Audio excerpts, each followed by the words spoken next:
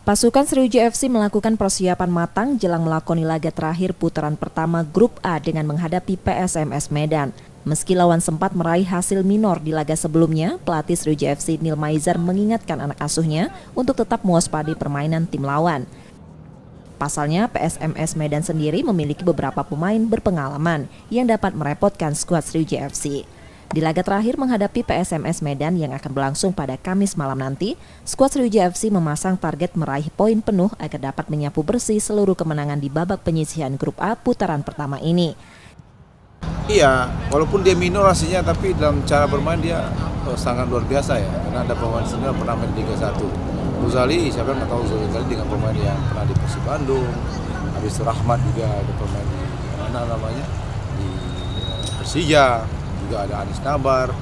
Jadi saya rasa kita harus hati-hati juga menghadapi Medan yang kekuatan antara senior dengan juniornya sangat luar biasa. Ya, itu tuh kan cinta media ya. Tapi yang penting kita maksimalkan apa yang ada.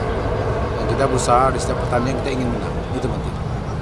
Ya, bagaimana kita keinginan menang itu kita aplikasikan dalam bentuk latihan sehingga cermin pada pertandingan itu dengan latihan. Mudah-mudahan yang kita harapkan ini akan menjadi kenyataan melawan Medan besok.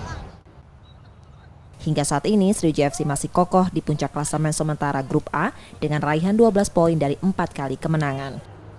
Nur Muhammad, Kompas TV, Palembang, Sumatera Selatan.